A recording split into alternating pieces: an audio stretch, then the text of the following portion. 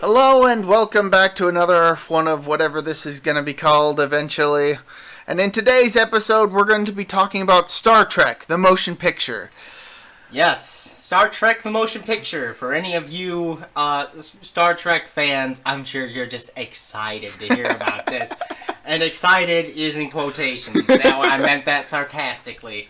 Now, Tanner, my recycled balls here, suggested we check this out. And yeah, I was interested. I've seen like the first season and a half of the original series, so I'm fairly familiar with the characters. Yes, for a little backstory, for those of you who haven't heard of Star Trek, God forbid those who haven't, what are you living under, a rock? It's if you... Hush, you! Over there! Okay. Star Trek is a television series that originated in 1966 to 1969.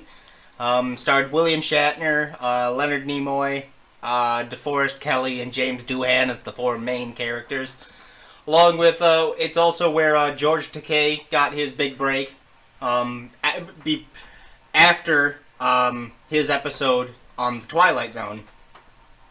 Which I'm not sure if you've seen that. I'm not sure if I've seen that either. That one's a very good episode. It's about a U.S. Army veteran from World War II, and the son of Japanese soldiers getting locked into an attic together, and how they sort of hash out their problems with each other.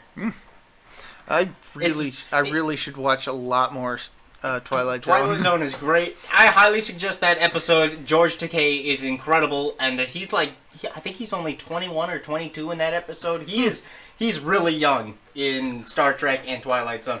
But it ran from 1966 to 1969. It was canceled after the third season in '69.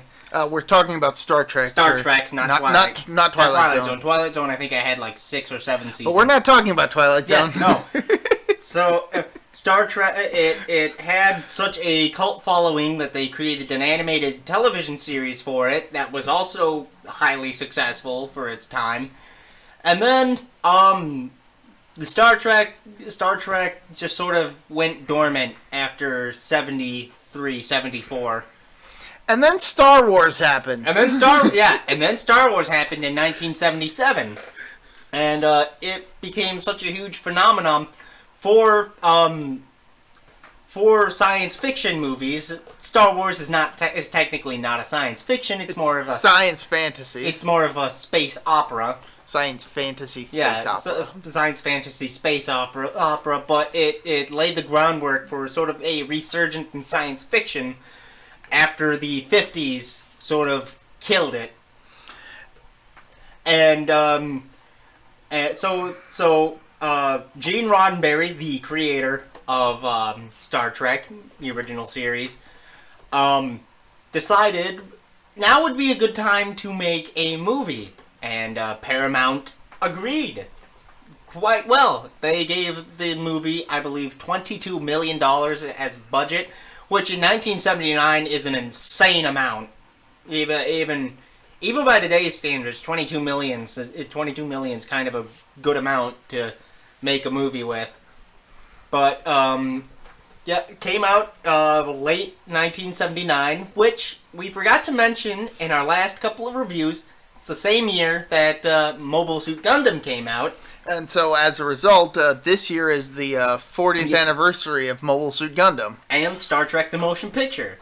Kind of a fun fact there. The movie was successful, but it was panned critically. Directed by Robert Wise, one of the greatest directors of all time. He did The Sound of Music, and a bunch of other movies that escape my mind at the moment, but it was panned critically because it was 2 hours long. Yeah, it's and lengthy. The plot is essentially a 30-minute Star Trek episode. I said this while we were watching the movie, and I've used it as a pretty good comparison. This movie is like Chicken. Now, I'm going to let you guys wonder what I mean, and I will explain that much later on. I know what he means, but but the late 70s is a great resurgence for science fiction movies, because you had Star Wars at the forefront of everything. You had Star Trek the motion picture. You had Alien coming out around the same time. Mobile Suit Gundam, which we talked about, the original television series. Which, fun fact, actually created a whole genre of mecha. It created a whole genre. So you know, it's not. Empire Strikes Back came out in '79. So Star Trek was really starting to try to revive the franchise. Revitalize its franchise. Yes, revitalize its franchise. Which in one aspect it did, and on the other aspect it nearly killed it. It was panned critically for being slow moving, not nearly as interesting as it could have been, and just some of the character dialogue in this movie is just. We'll talk about some of the character dialogue. Yes. Yeah. So since I'm not as familiar with the movie as my recycled balls here, I'll actually let him explain the plot details this time around. So the movie starts out at the neutral zone, and the neutral zone is explained in the original series. It is essentially the Korean demilitarized zone of space. It is the barrier where the Federation and the Klingon Empire do not cross. And the Romulans, but the Romulans are actually unimportant for most of the series. They're kind of the third party.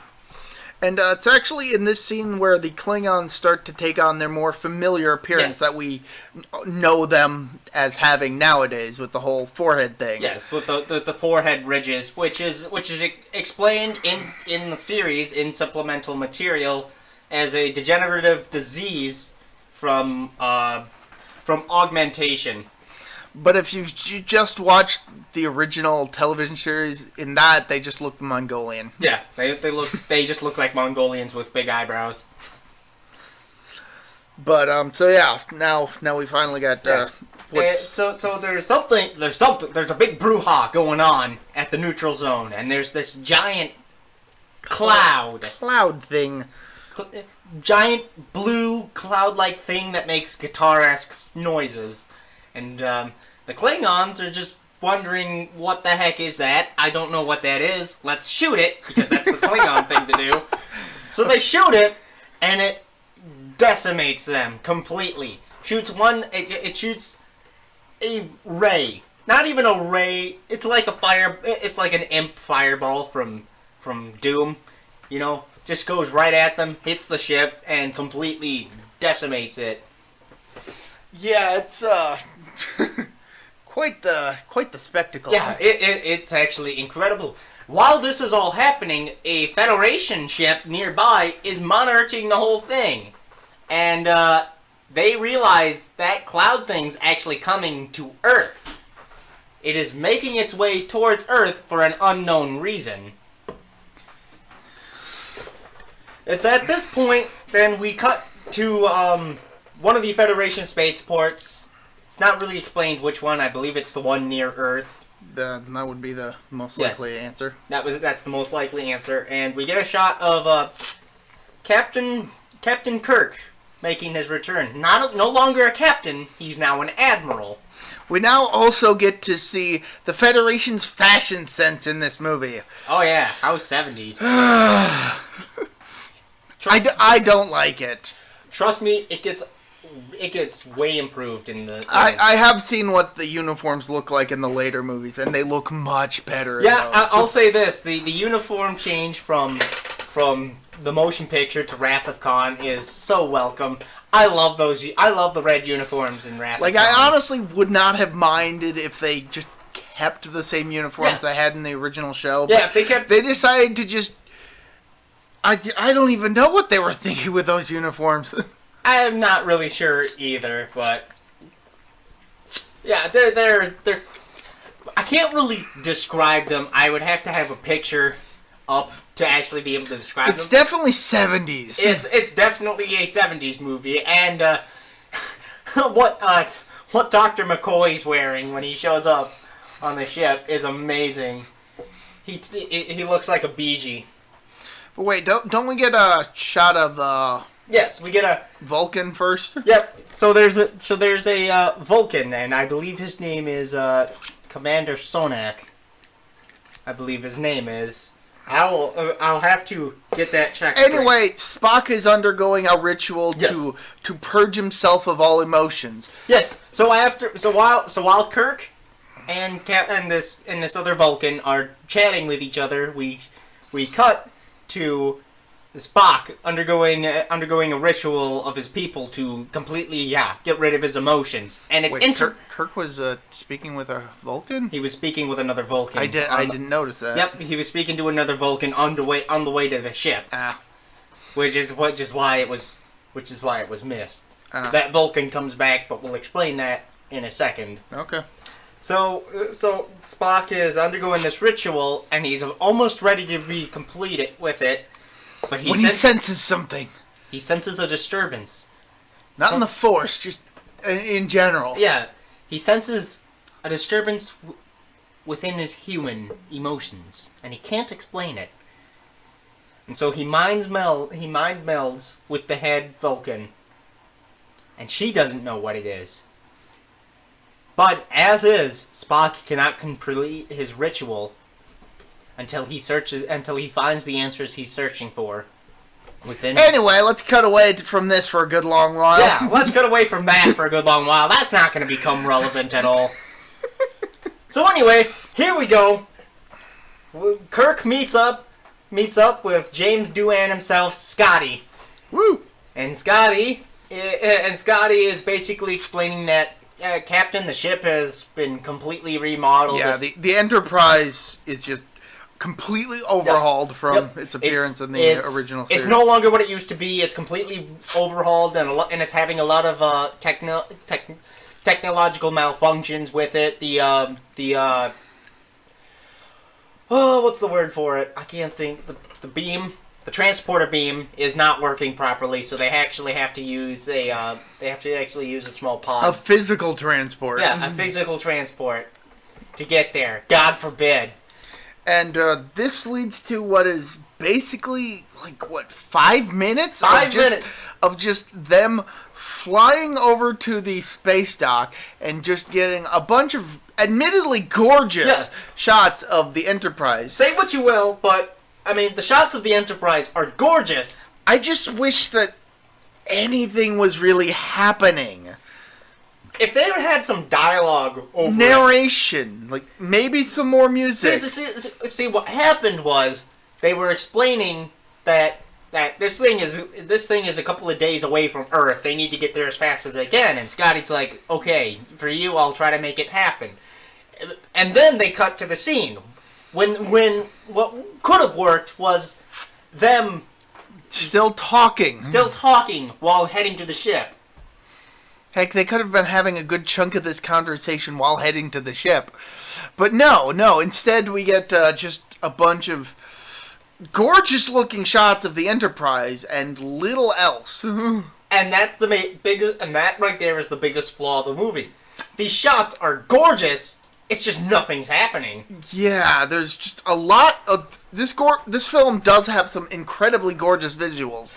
It's very tedious. It is almost on par with 2001: A Space Odyssey for gorgeous visuals. It is just absolutely incredible. I've never seen that movie. The difference between read the book though. Yeah, the difference between 2001 and Star Trek: The Motion Picture is 2001 actually has stuff happening in those gorgeous scenes. So, anyway, they make it to the ship. And immediately, Kirk commandeers the ship from Captain Decker, a character that we've just been introduced to, not even 2 minutes in. And I spent a portion of the movie trying to figure out who I recognized Decker from. Turns out he was the dad in Seventh Heaven, a show that I never really watched, but somehow I recognized the actor who played the dad. So yeah, but Decker is not happy with this. He's not having any of it. Would you? I mean, no. He was the captain of this refitted vessel, and now the former captain is just kind of coming in and throwing his weight around like he's the captain. Like, he almost never left the captain's chair. And there's a bit of animosity over the course of the movie between Decker and Kirk. So it is in fact Commander Sonak. I just had to check it. So anyway, Kirk basically says, "Yeah, you're demoted to science officer. I need somebody to be a science officer." Or he's demoted for now. Captain Commander Sonak's gonna be the science officer originally. And as soon as Captain Kirk takes charge, Captain Decker's like, "You don't know this ship a tenth as much as I do," and immediately things go awry.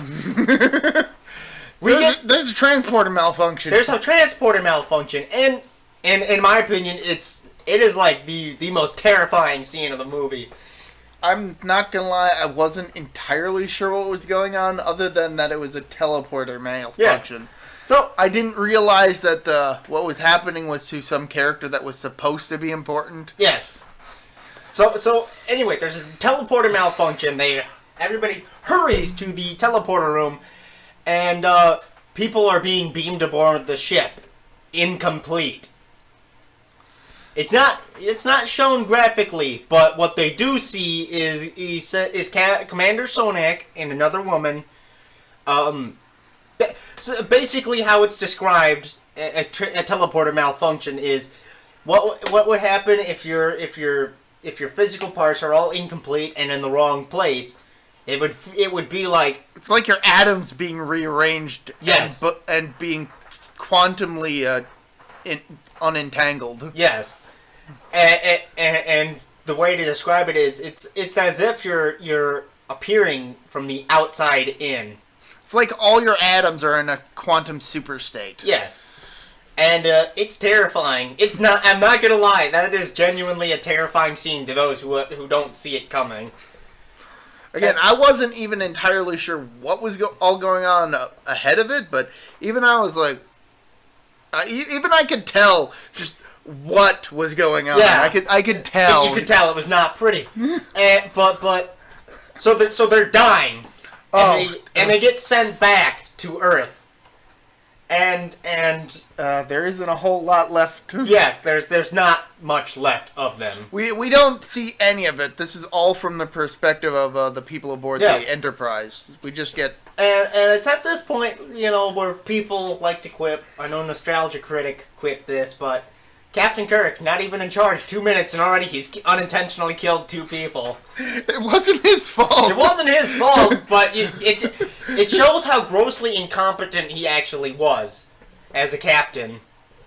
Because there's a lot of stuff that happens in this movie that shows he's not the captain he used to be. So with that, so their science officer, Commander Sonak, is dead.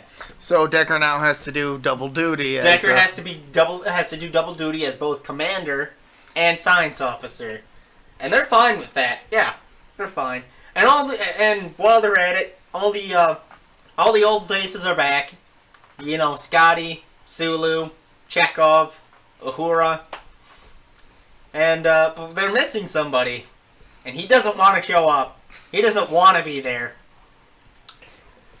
And but he gets beamed aboard, and it's Bones, Dr. McCoy, wearing the gaudiest 70s outfit you have ever seen. And just a full facial beard. Full facial beard. Like I said, he looked like he came straight out of the straight out of the 70s. Straight out of the 70s, Straight out of the one Bee Gees song. He got lost in the 70s, just as a physical place, the 70s. Oh my god. That's even worse than being lost in time and space. So Bones is all complaining, and he's just like... he doesn't want to be here. He retired. He doesn't want to have anything to do with the Federation. And then Kirk's like, come on. And then McCoy's like, all right. Yeah, but first Kirk is like, there's a thing out there, Bones, and Bones, you know, being the smartass that he is why do we always call a thing we don't know a thing? Why don't we call it a what's it or something? He doesn't actually say why don't we call it a what's it, but you get the tone of his voice that he's just like, I don't care. He's grasping at anything to complain about. Yeah, which fair enough. I mean, he doesn't want to be there to begin with.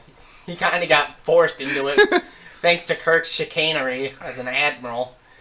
But so that all happens, and now the trip is underway. They're onwards towards that thing, and Kirk, not really knowing what he's doing, tells Scotty, "Let's go to warp speed." And Scotty's like, "I don't think we're ready for warp speed. Go to warp speed, Scotty." Oh. They almost hit a meteor. They not a meteor, an asteroid. An asteroid. What happens is they get stuck in a wormhole caused by the engines, the warp drive of the Enterprise, and they almost get struck by an asteroid.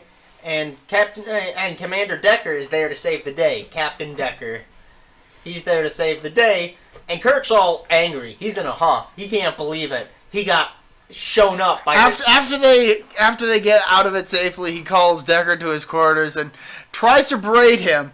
And Decker was like, "Well, I know this ship better than you." And if we did what you were going to do, it would have destroyed us. And Kirk is begrudgingly like, "Well, okay." Okay, fair enough. Carry on. and it's here Bones is like, Kirk, what's wrong with you? What the hell, man? Why are you so testy lately? I think we forgot the introduction of a certain character. Oh, yes! we missed Ilea. We forgot to mention the introduction of the Delton. What's her position?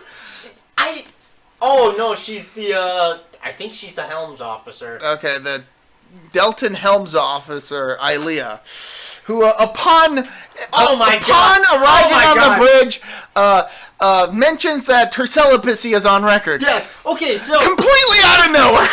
so Captain Decker's like, I believe in Ilea 100%, and Kirk is basically saying, well, I hope to extend my trust upon you, and Ilea just. I'd like it to be noted that my celibacy is on record. Completely out of nowhere. Yeah. Because, okay, so the fun fact, the original line that Kirk was going to give Ilea was, have you ever sexted with a human before? And according to, like, expanded universe stuff, Deltons just emit pheromones that just drive men wild. So, Ilea, in the context of this scene, is basically telling Kirk, no, I'm not going to jump your bones. Or McCoy either. Or, yeah. and out of context. It's really weird. It's really weird. Even in the context of that scene, Kirk is just like, okay.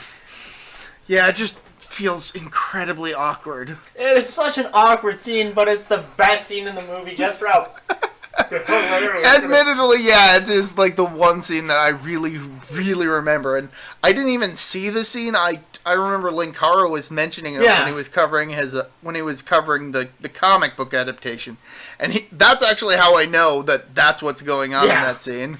Like that's the whole deal. But it's just without the extra context, it just comes out of nowhere. So yeah, all that stuff happens, and then the asteroid thing happens. Then the Kirk whole berating Decker thing happens. And afterwards, Bones is berating Kirk. He's telling Kirk, what the hell is wrong with you? He's not doing a damn thing to you. You're just jealous. You're jealous that he's younger than you. And you're jealous that he's more capable of you now. He's more capable than you are currently as a commander and a captain. And Kirk is just dumbfounded. He doesn't have anything to say to that. He's like, crap, Bones, maybe you're right. Maybe I did get us into a mess. And I think at around this point we start to get some clues that Decker and Ilea were an item at one point. Decker and Ilea knew each other at one point, and it's not entirely clear what the status of the relationship is, other than it's complicated. What I think is Ilea and Decker love each other, but Ilea's vow of celibacy sort of kind of ruins that. Yeah. Ruins any chance of them ever really getting together. And it becomes important later on. Oh, yeah, that's why I'm bringing it up. Yeah. And it's at this point that the Enterprise has a new visitor. Oh, yeah. Yep. They don't know who it is until they get to the bridge. Well, Chekhov does, and he doesn't believe it. But the bridge, so there's chaos in the bridge. The doors swing open, and it's Spock. Yay! And Kirk, Galvatron himself. And Kirk has just the best. Spock, oh, my friend, you've returned. And Spock is having none of anybody's crap. He just immediately takes over as science officer. He's just like, I'm taking over as science officer. Here, Decker, enter these numerals and coordinates, and we'll get right on our merry way. And everyone's just like, is Spock alright? I don't think he's okay. Yeah, it's Spock. He'll be fine. Yeah, there's a scene like after this where Kirk, McCoy, and Spock all have a little reunion, and Spock's basically explaining why he's here, which is that he sensed the thing on his planet, had to take a break from the ritual to investigate it, and that's why he's here now. Yeah, because he needs answers. He wants answers to this mystery, and they're heading right into the heart of the mystery. Yes. So it's most fortuitous for them. For both of them. For both parties. But Spock basically says, I'm doing it for myself. I'm not doing it for any of you. We just happen to have similar goals. And Kirk and Bones are just kind of offended by this, because they've known Spock for a long time. He's not like this. And so it must be something important. So then, they make it. They get there. They finally arrive at the plot. They get to, after about an hour almost, you know. Again, this movie can get pretty tedious at times. Yeah. But so they finally get there, and the thing is not friendly right now. Oh no, it's kind of hostile until it starts attacking the Enterprise, until Spock figures out the wave and the wavelength and the pattern that it's emitting, so that they can emit it back, and it sort of calms down. I think there was a scene earlier where the Federation tried to scan the cloud, and and then the cloud just got really hostile. Before. That's how much this movie is kind of all over the place. It's hard to remember which scenes take place which. But before Spock arrives, after everybody's there, they go down to the hangar, all the crew, and they get a message from Starfleet, and it's a video of another ship scanning the thing, and it vaporizes them. So the cloud vaporizes the scouting party. It's vaporized the scouting party. So the Enterprise know not to scan it. Yeah, because they realize if they scan it, the cloud will take it as being a hostile action and retaliate. So Spock manages to calm it down by using a wavelength by emitting a pattern back at it. And they're sitting there in a stalemate, and they're wondering what the heck they're going to do until it shows up. Like a pillar of electricity. A pillar of electricity! And it's during this time Chekhov got injured, and he had to get healed quick. And this was originally going to be his death scene. But Walter Koenig, being the intelligent man that he is, says, why would Chekhov touch that thing? Yeah, because at one point Decker kind of almost shouts to Chekhov, "Don't interfere with it." And Chekhov's like, "I wasn't planning on it." Yeah. Yeah, so which makes me think that was sort of added in just to appease Walter Koenig so he isn't dead. Yeah, which is a great decision. I like Walter Koenig. Chekhov's a great character, and he becomes important later on. Very important. But we won't talk about that till the next movie. I know people who have seen that movie know what I'm hinting at. But so yeah, it's analyzing all the data and taking all the info from the computers. About the Federation, their defenses, all that shit. Yep. And Spock smashes the keyboards, destroys the computer, and the thing is angry. It attacks him, pushes him back. And then it spots Ilea. And kidnaps her, basically. Kidnaps her. It vaporizes her into nothing. She is completely gone. Oh, no. And Decker is... Decker, devastated. Decker and Kirk had been talking, and Kirk wanted to go into the thing. And Decker was like, I don't feel that this is I feel this is an unwarranted gamble. Yeah. And Kirk is like, what do you define as unwarranted? And in the aftermath of this, Decker responds, this is what I call unwarranted. And Kirk is just, crap. So now they're wondering what the heck they're gonna do next. They're wondering what they can do, and the thing has them in a tractor beam now. And it's pulling them into the cloud. Pulling them deeper into the cloud. It's not being hostile. But no, it just sort of. They're definitely at its mercy. Yeah, and then the very next scene, she comes back. Yeah, Ilea just comes back. Ilea comes back, but now with a brooch on her throat or something. She has a light on her throat. It's actually explained in the movie that she's a reconstruction of Ilea. Yes. Based on Ilea's data and memory. Her data and memories, and is basically the mysterious entity's messenger / probe. Yeah. Aboard the ship, and Ilea's there, but it's not really Ilea. Yeah, it's not Ilea. It's something that has taken her form. It's a doppelganger of Ilea with Ilea's memories. It's basically treating the crew of the ship as though they're an infestation. It's the thing. That's what it's a mysterious thing. V'ger. It's V'ger is what it's called, and the V'ger wants to meet with the Creator, which is why it's come to Earth. They believe, and V'ger believes, that the carbon-based unit has killed off the Creator, which is why the Creator won't respond. And so, he must rid the planet of the carbon-based units, which is the humans and all the animals within it. And so, Kirk and crew now have to scramble to figure out what it means by Creator. Like, what does V'ger actually want?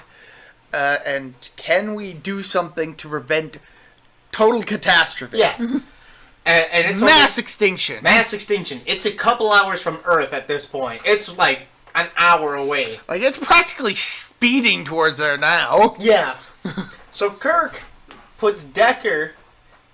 So they examine the probe, is what they do. They examine the probe. They convince the probe that, no, these examinations we're going to give you are completely normal. Yep. And they discover that it's a complete reproduction of Ilea. It has her memories, potentially. But it's not. But it's more a machine. But it's essentially a living machine. Yeah, it's a sentient machine. And Kirk, Decker, and Spock are talking to each other, and they don't know what the hell to do now.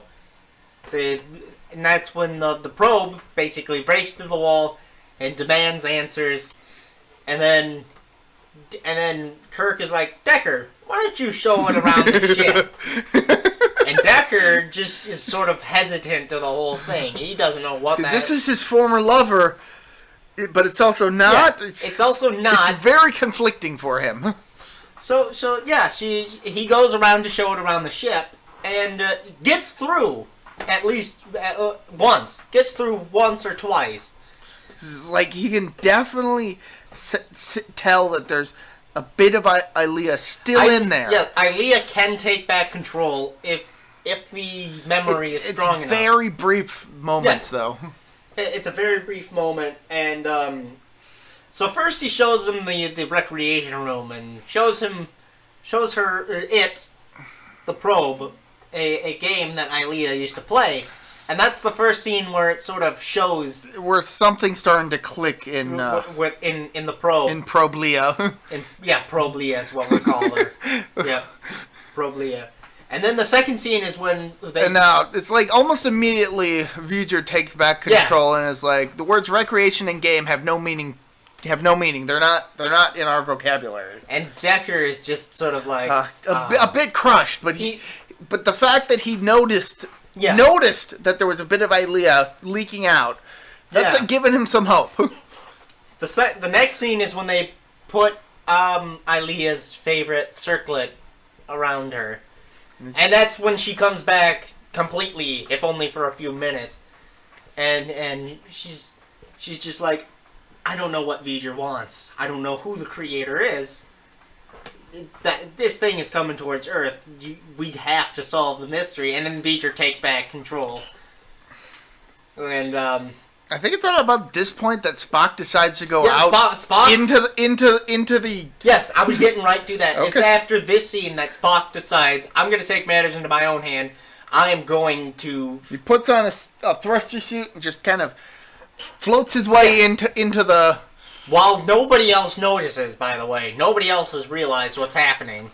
Yeah, they notice that it's happening just after after he's left, but they can't do anything to stop him. He goes into the thing. It goes into the void, and he records himself.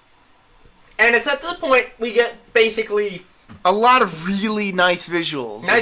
Well, it's essentially 2001: A Space Odyssey, and some a bit of explanation regarding regarding V'ger's voyage through space to reach this current point. And it's at this point we realize V'ger is not just a cloud. He is a machine that has gained sentience. The cloud is basically V'ger's spaceship. Yes. And the spaceship is V'ger's extended body. Mm-hmm. Essentially. And Spock gets close to the center of the thing. He tries to mind meld with it, and it doesn't quite work. No. And he gets ejected. He gets ejected out of the void and pushed all the way back to Enterprise. And I think Kirk goes out there and Kirk goes picks him up, take him to the med bay. And Spock, he is out of it completely. Yeah, it's for the rest of the movie that he's incapacitated, bedridden basically, but he still relays the information that he's discovered and his thoughts on the fact that this thing completely lacks emotion. Yeah. Completely. And honestly, he finds that incredibly fascinating. Yeah, he is incredibly fascinated with the thing. It's like, but he also equates it similarly to something that doesn't know why it's doing what it's doing, but just has to do it. It is a machine that has to complete its mission, but doesn't know why it has to complete it. And that is fascinating. That is pardon the pun, but that is like an incredibly interesting plot point for this movie. Agreed. The problem is, it's already 2.5 hours in. I think it's an hour and a half in. Oh my, yes, it's an hour and a half in. That's right. See, that's how long this movie is. You thought it was longer than it actually is. Yeah. Yeah, again, this movie has some amazing visuals, but it gets so friggin' tedious that that when the good stuff starts to happen, you're a bit drained by this point. The last hour is such an interest. Like, the last hour is actually really interesting. But the first hour is just so boring. Oh my god. So I think at about this point, V'ger is within Earth's proximity and sends out some orbs to knock out the defenses of the Earth. take out the defenses of Earth in preparation for wiping it free of its carbon-based life forms. And now, V'ger demands, I must see the creator. Bring me the creator. Have the creator respond to me. I demand to speak to the creator. And Spock, it's at this point, Spock realizes it's not emotionless. It is emotionless, but it's a child. It's basically, V'ger is at this point throwing a tantrum. Yeah, he's throwing a temper tantrum. And Kirk makes a beautiful gambit. He basically says, hey, you wipe out all of Earth, we give you no information. And V'ger is at a loss of words. He's like, wait, hold on now. What? Huh? Wait, what? What do you mean? Wait a minute. You have Tell me! Give me info! And Kirk is like, no. Nah. That's gonna be a no from me, dog. Okay, fine, I'll just destroy you all and figure it out for myself. And Kirk's just like, what? Wait, hey, hold on. Hold up. We'll show you the creator. Just get back the fuck off. Just hold on. We'll only show you the information to V'ger directly, not to the probe. We're not going to talk to the probe. We got to talk to V'ger directly. So. And V'ger and the probe is just like, fine. So then another tractor beam shows up, and it starts bringing Enterprise deeper into the void. It's at this point that we get is Spock there? Spock. Yes. McCoy, Kirk, Decker, and Problia. Yeah, and Problia. and the scene before it is actually gorgeous too. It's gorgeous. It's essentially going into what looks like an eye. It looks like another thing. I'm not gonna say what it looks like. Lucas put two and two together. And yeah, so it's Kirk, Bones, Spock, Decker, and Problia that leave the ship. The environment is oxygenated. V'ger has oxygenated the area yes. to make it habitable for the humans. And it is like it is something the environment, the atmosphere of the area is something you have never seen before in your life. It is like beyond description. Oh, it is so fantastic. It is absolutely gorgeous. And that is the motion picture's strength. It's the gorgeous visuals and some of its yes. incredibly deep moments and yes. thought-provoking ideas. It's just tedious. It's just very tedious to get through. So finally, they reach the heart of V'ger and discover it's a shuttle. Not a shuttle. No, it's a satellite. It's a satellite. And Kirk actually. Yeah, VGR. Kirk finds the letters VGER on the side and starts rubbing at it, rubbing away some of the burns and smudges, and discovers that it's Voyager 6. Voyager 6. The Voyager 6 probe that was sent out into space to transmit its data back to Earth. And then at some point it wound up on a planet of mechanoids that repaired it. Yeah, it got damaged at some point. It landed on a planet of human AIs, sentient beings. Machine. It crash landed on Cybertron. Pretty much. Except before the Transformers started their war. Yes. Sure. Let's go with that canon. That works. So, this mecha planet repaired the thing and gave it a shuttle to go back to Earth to complete its mission because it figured, okay, this thing is like us. It's just trying to fulfill its programming. Let's help it out with that. Yeah.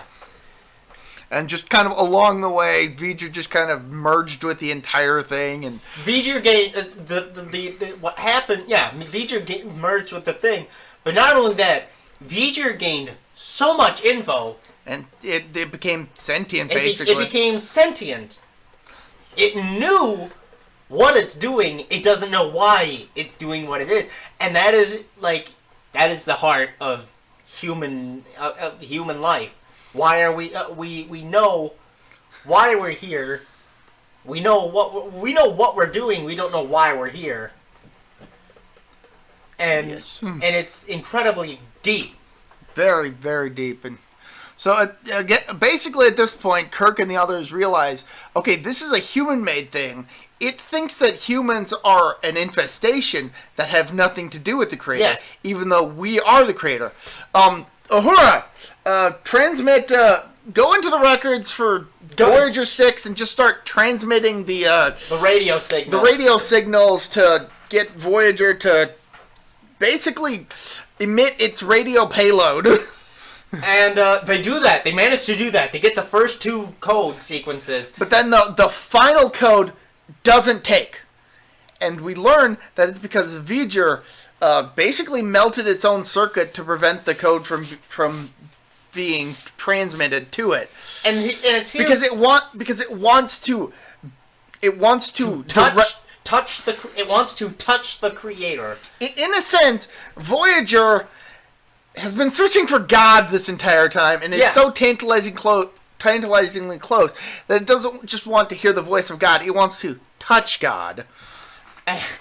And Probably, as Probly explains it, it wants to touch the creator. And it wants to become one with the creator. And Captain Decker realizes, it doesn't want to just make contact with the creator. It wants to be the creator. It wants to conjoin with a human to become the next step in evolution. Basically. Or at least the next step in its evolution. Yes. And Decker and Bones is like, oh, wait, what is all what do we do? Bones is like, oh crap, what do we do? And Decker's like, give me the code, I'll put it in. Decker's like, give me the code, I'll put it in manually, you all get back to the ship, now. Like, what the hell are you doing, Decker? Kirk says. And Decker's like, hey, if I want to make a sacrifice, it's a sacrifice worth making. Look, just like how you really, really wanted to pilot the Captain the Enterprise again, this is what I really, really want to do. And really the only reason he's doing it is so he can be with Ilea. And it's just kind of mutually advantageous. Yeah. And Ilea's humanity comes back in that moment. And she's just like, "Aw, that means a lot." But not like that. She's just more of staring blankly. Staring blankly in awe, mind you. With that slight smile. So it's not nearly as touching as you. So basically, Kirk and the others end up witnessing Problia and Decker and Voyager basically becoming one entity in some weird but spectacular looking occurrence. Kirk and the others go back to the ship, and the day is saved. And Spock is like, after all this, I don't think I want to finish up with that ritual. I think I want to stick around with you guys for a while longer. Yeah, Spock's basically like, I think I'll stay. Bones is like, I guess I'll go out of retirement. And Kirk is like, yeah, that was good. Now back to my desk job. But yeah, I like the fact that Spock's whole character arc in this movie is, I want to rid myself of emotions. What is this thing? I must go, this thing lacks emotions and is incredibly petulant about it. Yeah. Maybe emotions are pretty good to have. Maybe I shouldn't just get rid of them all willy-nilly. And mind you, Spock is Vulcan, but he's also half human, so his human emotions are what, make him him.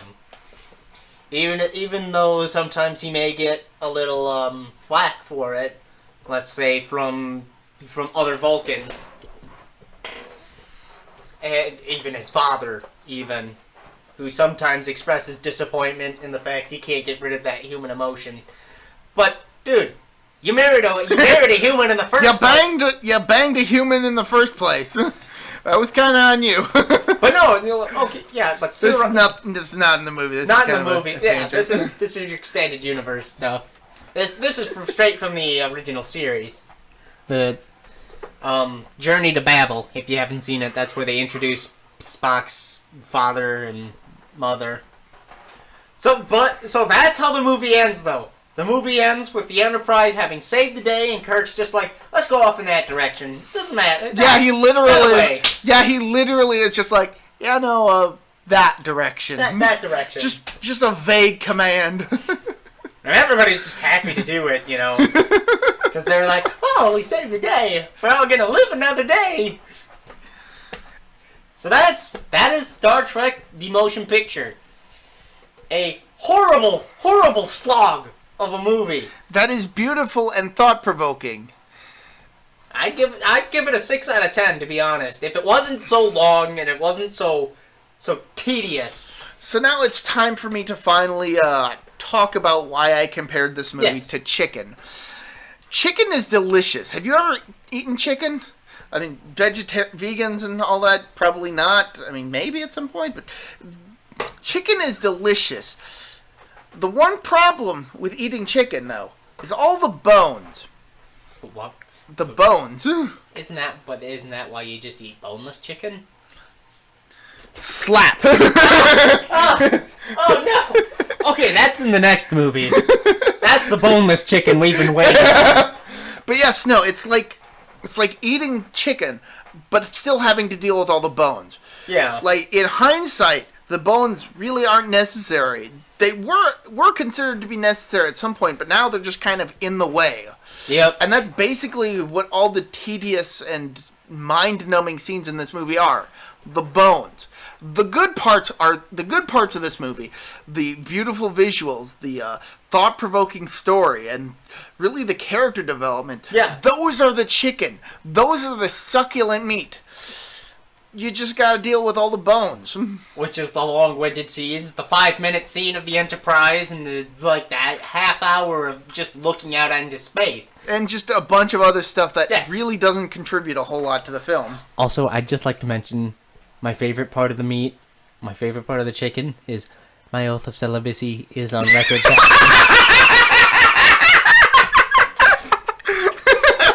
That's my favorite meat.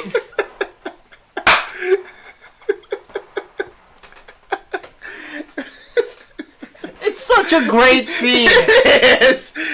For how completely out of nowhere field it is. It's one of those scenes that makes you go, huh? I gotta hear that again. What? Did you just say that? Why? That was not put on the film, was it? Oh my god. How goaty can you be? I hate to tell you this, though, that's a bone. No!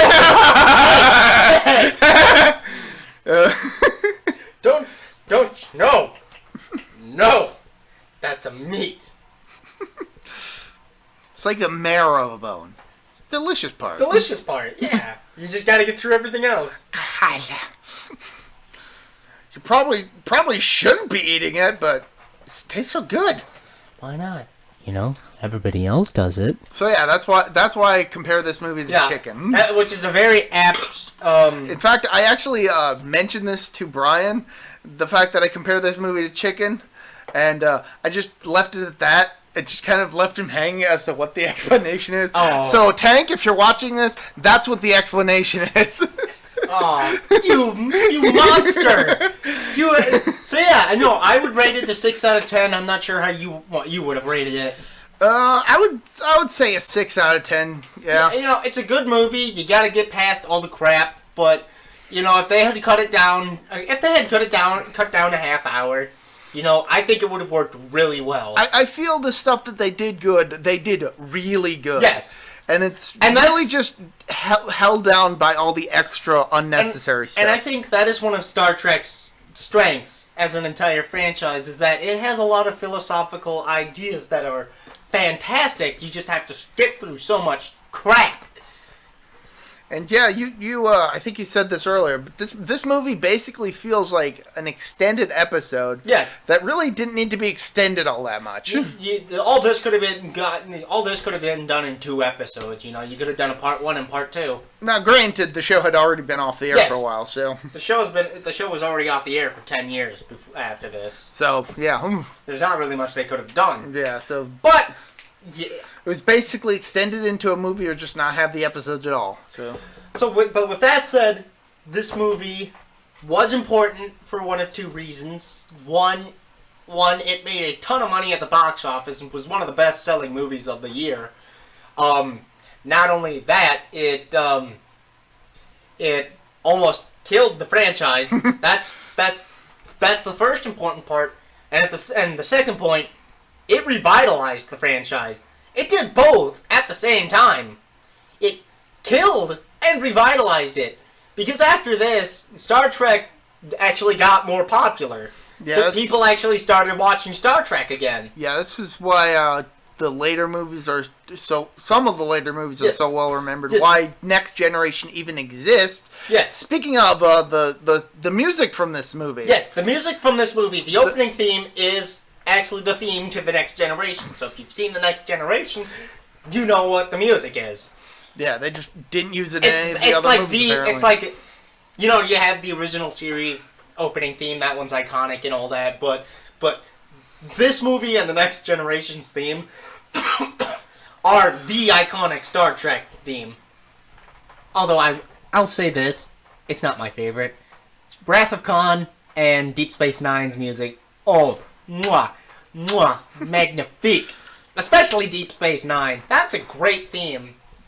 I'll have to trust you on this because I am very much in the wilderness when it comes to the Star Trek series. I've really only watched like I've said before. I've really only watched the first season and a half of the original series. Haven't even really touched any of Next Generation outside of some stuff that I saw on TV. Whereas the original series and the Next Generation, this is sort of getting off topic. It's actually still relevant to the movie. Because the movies technically count as the original series as well. I looped the first 6 movies in with the original series. Because it has the main cast it has the main cast from the original series. Whereas the original series and the Next Generation have sort of this idyllic mindset as to, you know, not everything's so bad, and with a little communication we can work together, hash out our differences. Deep Space Nine basically takes that and subverts it and says, our differences is what makes us us. But there's no way we're going to understand each other with it. We just have to deal with it. And sometimes war is the only way we can deal with it. And it has a lot of backstabbing, a lot of philosophy, a lot of cultural differences that lead to fights and that. So you would say that Deep Space Nine is the Mobile Suit Gundam to Star Trek's mecha genre? Yes. Okay. Pretty much. It's vastly different to everything else in the franchise. Even some of the other ones. But so that's Star Trek the Motion Picture. We're gonna end up grasping at straws here to just fill out time. Gotta get to that hour, apparently. Gotta get to that hour, apparently. I actually think I do want to end it here, though, because I can't think of too much more to say about the movie. I'll say this: I feel bad for Scotty in this movie. He was really underwhelming in it. Yeah, he was pretty underutilized, especially considering that part of the plot was the fact that the ship wasn't really space-worthy when it was making its re-maiden voyage. And that becomes a theme in the movie. Scotty sort of... what's the word? Not being underutilized. Second movie, he's used perfectly. Third movie, he does a MacGuffin. He grabs a MacGuffin to help them out. Fourth movie, he's hilarious in that movie. Oh, Star Trek 4, The Journey Home, let me tell you guys. That one's funny as fuck.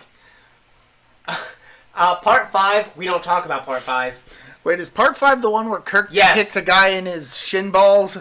No, that's 6. 6 is great. 5 is the one where they're looking for God. It's literally Star Trek 1, but reversed. Instead of God coming to them, it's them going to God. And then Star Trek 6 He's actually pretty important in that movie. Okay. So it's this one and the fifth and third one that he's kind of underutilized a lot. Yeah, this is really going to be my first time watching these. Before we do these podcasts for those ones. Hopefully, coming soon, we'll be talking about a genuinely bad movie.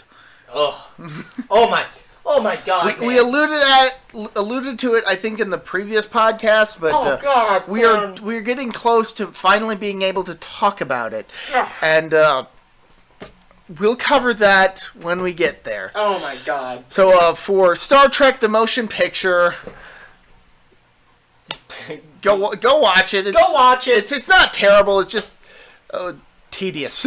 Not boring, just tedious. If you've got 2 hours to spare, bring some friends, make fun of the movie, but listen to what the characters are saying. Yeah, it has some really good ideas. With that said, I think that's a good time as any here. We just passed the hour mark. This is my Recycle Balls. I'm ProtoMet, doing this thing that we haven't even really come up with a decent name for. We'll probably never come up with a good name for it. So we're just going to keep calling it that until we can figure out something, or somebody can give us a good suggestion. Either that, or this will just be the running gag for the rest of the podcast's run. We don't know what to call it, so we're just going to call it this. You know? It's sort of like the Ringo Starr Microsoft Paint art. I'm like almost tempted to call it that. We don't know what to call it, so we'll just call it this. Yeah, sure. Yeah, I like that. Sure. So this has been another edition of We Don't Know What to Call This, so let's call it that. Yeah, there's my Recycle Balls. I'm ProtoMet. Have a good one. See ya.